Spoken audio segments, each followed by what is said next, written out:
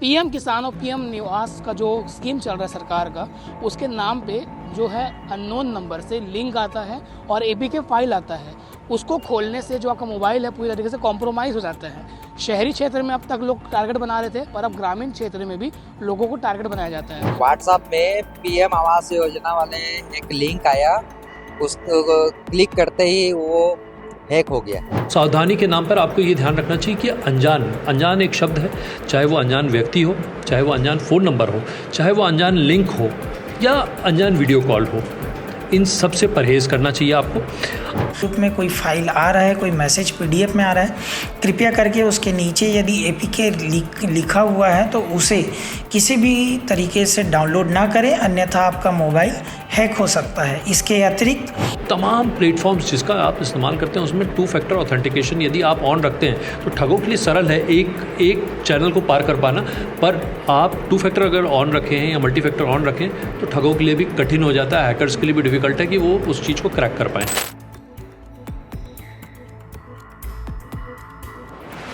दुर्ग संभाग के बालोद जिले में साइबर ठगी का बड़ा मामला सामने आया है।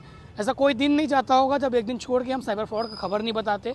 उससे जागरूक कैसे रहे, उससे बचे कैसे और क्या क्या मामले हो रहे हैं वो भी बताते हैं। दरअसल पीएम किसान और पीएम निवास का जो स्कीम चल रहा है सरकार का, उसके नाम पे जो है अननोन नंबर से लिंक आता है और एपीके फाइल आता है। उसको खोलने से जो आपका मोबाइल है पूरी तरीके से कॉम्प्रोमाइज़ हो जाता है। शहरी क्षेत्र में अब तक लोग टारगेट बना रहे थे, पर अब ग्रामीण क्षेत्र में भी लोगों को टारगेट बनाया जाता है। अमूमन लोगों में क्या उत्सुकता होती है कि किसके यहाँ से शादी का कार्ड आया है तो उसे खोल कर देखते हैं, पर वो ये नहीं समझते क्योंकि डॉक्यूमेंट फॉर्मेट में रहता है, आप बात समझिएगा। तो उसमें .apk अगर लिखा है कहीं भी छोटा सा तो उसे बिल्कुल ना खोलें, क्योंकि अगर उसको आप खोलेंगे तो आपका व्हाट्सअप भी हैक हो सकता है और फ़ोन भी कॉम्प्रोमाइज़ हो सकता है। व्हाट्सअप हैक होने के बाद पूरे जो आपके कॉन्टैक्ट्स है उस साइबर फ्रॉड करने वाले के पास चले जाएंगे और वो सबको मैसेज फॉरवर्ड करेगा, तो लगेगा कि आपने वो मैसेज भेजा है और वो भी उसे खोलेंगे और वो भी साइबर फ्रॉड का शिकार हो जाएंगे। तो कभी भी अननोन नंबर का कोई मैसेज आता है तो उसे ना खोले। मामले में लौटते हैं। 2 मामले हुए हैं जिसमें से कुल 12 लाख रुपए की ठगी हुई है और एक डीएसपी कर्मी भी है जो रिटायर्ड है, उसके साथ भी ठगी हुई है, वो इनविटेशन के नाम पे और पीएम आवास के लिंक के नाम पे। ये मामला पूरा बालोद का है। आज हमने सोचा कि कैसे बचा जाए, इसको लेकर हम दुर्ग रेंज साइबर थाना भी पहुंचे। यहाँ पर ऐसा ही डॉक्टर संकल्प राय से हमने सजेशन भी लिया, टिप्स भी लिया।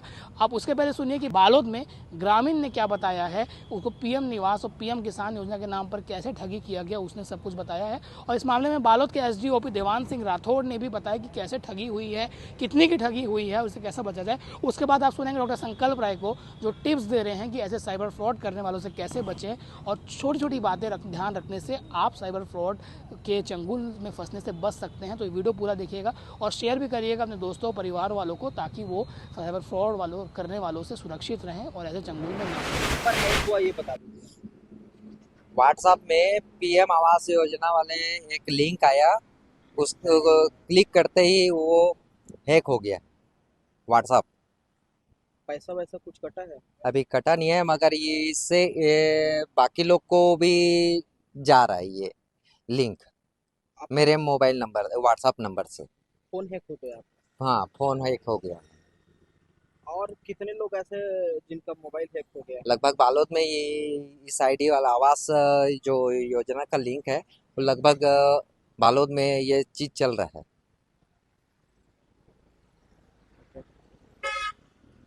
और कृपया करके मैं चाह रहा हूँ कि बालोद वाले इस आईडी को ना खोलें। बालोद क्षेत्र अंतर्गत और देश में भी एपीके फाइल से नया साइबर फ्रॉड हो रहा है, जिसके संबंध में लगातार जागरूकता अभियान भी लगाया जा रहा है।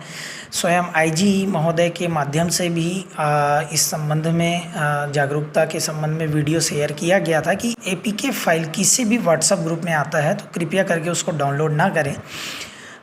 एक रिटायर्ड बीएसपी कर्मी जो कि डोंडी लोहारा क्षेत्र के सहगांव के थे, उनके पंचायत ग्रुप में पीएम किसान एपीके के नाम से एक मैसेज वायरल हुआ था, जिसे एक व्यक्ति ने उसे डाउनलोड किया था, जिसके बाद से उसका सिम बंद हो गया था और उसके कारण उसके फ़ोन पे को हैक करके उसके खाते से लगभग 12,13,000 रुपये ठगी की गई है। इस तरह से साइबर ठगी पूरे देश में अन्य जगहों पे हो रही है। ग्रुप में कोई फाइल आ रहा है, कोई मैसेज PDF में आ रहा है, कृपया करके उसके नीचे यदि APK लिखा हुआ है तो उसे किसी भी तरीके से डाउनलोड ना करें, अन्यथा आपका मोबाइल हैक हो सकता है। इसके अतिरिक्त कई लोग उसमें शादी के कार्ड लगाकर और अन्य तरीके से भी APK फाइल बनाकर आपको शेयर करते हैं, तो इससे सावधान रहें और जागरूक रहें और सतर्क रहें। हमने देखा कि लिंक और APK के द्वारा कैसे बालोद में कुछ लोगों को ठगा गया और 12 लाख रुपए से ज़्यादा का ठगी हो गया। इससे बचाव कैसे हो सकता है, इस बारे में हम डॉक्टर संकल्प राय से बात करने आए हैं, क्योंकि ये एक साइबर थाने में पदस्थ है और लगातार इस पर काम कर रहे हैं। साइबर प्रहरी भी चल रहा है दुर्ग IG रामगोपाल गर्ग के निर्देशन में, उसमें भी लगातार दुर्ग पुलिस और दुर्ग रेंज पुलिस लगातार कार्रवाई करी कि लोग अवेयर हो सके और साइबर फ्रॉड से बच सके।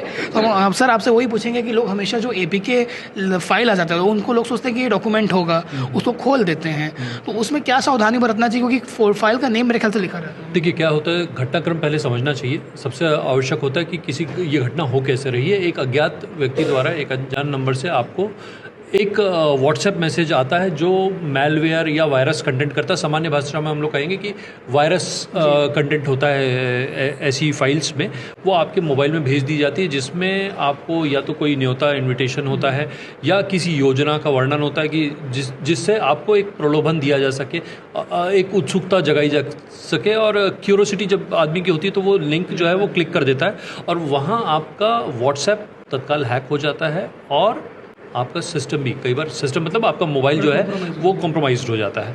तो ये बेसिकली ये जो अपराध है ये सोशल इंजीनियरिंग पर निर्भर है। लोग जो है सोशल इंजीनियरिंग का इस्तेमाल करके लोगों का विश्वास जीतते हैं और उसमें मैलवेयर इम्प्लांट करके आपकी डिवाइस को हैक कर लिया जाता है और इसके बाद डिवाइस जब हैक हो जाती है तो उस संबंधित ग्रुप्स और आपके जो कॉन्टैक्ट्स हैं उनसे पैसे की मांग की जाती है। अगेन वही फॉर्मेट बनाकर उनके पास और कॉन्टैक्ट्स आ जाते हैं। बिल्कुल बिल्कुल बिल्कुल। तो हमेशा सावधानी के नाम पर आपको ये ध्यान रखना चाहिए कि अनजान एक शब्द है, चाहे वो अनजान व्यक्ति हो, चाहे वो अनजान फ़ोन नंबर हो, चाहे वो अनजान लिंक हो या अनजान वीडियो कॉल हो, इन सब से परहेज़ करना चाहिए आपको।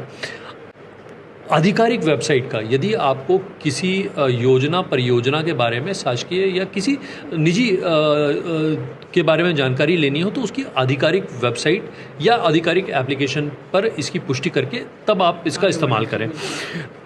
व्हाट्सएप तब हैक नहीं होगा यदि आपने उसमें 2 फैक्टर ऑथेंटिकेशन ऑन रखा है या मल्टी फैक्टर जो बोलते हैं ना, कि भाई आपने एक पैटर्न एक पासवर्ड के अलावा कोई पैटर्न लॉक दे रखा है या आपने थंब इम्प्रेशन दे रखा है या आपने OTP मंगा रखा है। ये तमाम अगर आपने ये सावधानी रखी हुई है, मल्टी फैक्टर ऑथेंटिकेशन या 2 फैक्टर ऑथेंटिकेशन यदि आपका ऑन है तो आपका सिस्टम हैक होने से हमेशा बचा रहेगा। एक चीज़ और जो हमेशा ध्यान रखनी चाहिए वह है ये, आप अभी कभी भी अपनी वित्तीय जानकारी, बैंकिंग से रिलेटेड OTP, CVV अथवा पिन, ये जानकारी कभी भी साझा ना करें। अतिरिक्त निजी जानकारियां भी आपको किसी व्यक्ति से साझा नहीं करनी चाहिए।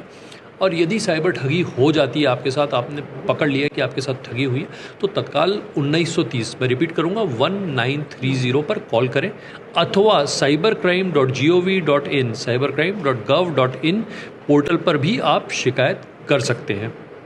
ये पूरा पैटर्न है, इस पैटर्न को समझना पड़ेगा, तब आप ठगी से बचे रहेंगे। अनजान नंबर से मैसेज है तो उसको खोलना नहीं है, ये सबसे बड़ी उनकी आपकी टिप है। बिल्कुल जी, अनजान से परहेज करना और है। जैसे आप बता रहे थे 2 फैक्टर ऑथेंटिकेशन, कई लोग सोचते हैं रॉकेट साइंस है इसमें, पर आप क्लियर करते कोई रॉकेट साइंस नहीं है। सेटिंग में जाके 1 मिनट लगता है, ऑन हो जाता है। बड़ा सरल प्रक्रिया है। अगर आपको 2 फैक्टर ऑथेंटिकेशन हमेशा आपके जितने भी अकाउंट्स हैं, किसी भी सोशल मीडिया में, चाहे वो सोशल मीडिया का खाते हों, आपका मोबाइल पर भी 2 फैक्टर ऑथेंटिकेशन आपको डिवाइस पर भी ऑन रखना चाहिए। इसके अतिरिक्त आपके बैंकिंग वित्तीय लेन देन जिससे होते हैं उसमें भी 2 फैक्टर ऑथेंटिकेशन ऑन रखना चाहिए। मेल, आपका सोशल मीडिया, तमाम प्लेटफॉर्म्स जिसका आप इस्तेमाल करते हैं उसमें 2 फैक्टर ऑथेंटिकेशन यदि आप ऑन रखते हैं तो ठगों के लिए सरल है एक चैनल को पार कर पाना। पर आप 2 फैक्टर अगर ऑन रखें हैं या मल्टी फैक्टर ऑन रखें तो ठगों के लिए भी कठिन हो जाता है, हैकर्स के लिए भी डिफ़िकल्ट है कि वो उस चीज़ को क्रैक कर पाएँ। सर और कुछ बताना चाहेंगे ऐसे बचने के लिए? सावधानी, जागरूकता, यदि अगर आपने जागरूकता है, आप करंट ट्रेंड से अवेयर हैं, तो आप हमेशा साइबर अपराध से बचे रहेंगे। दुर्ग रेंज पुलिस साइबर अपराध से जुड़ जाए तो बच जाएंगे? अरे ऑफ कोर्स, देखिए वो मैं हमेशा कहता हूँ कि जो जागरूक है, जो रोज़ पढ़ रहा है, जो ट्रेंड समझ रहा है, फॉलो कर रहा है, वो हमेशा बचा रहेगा।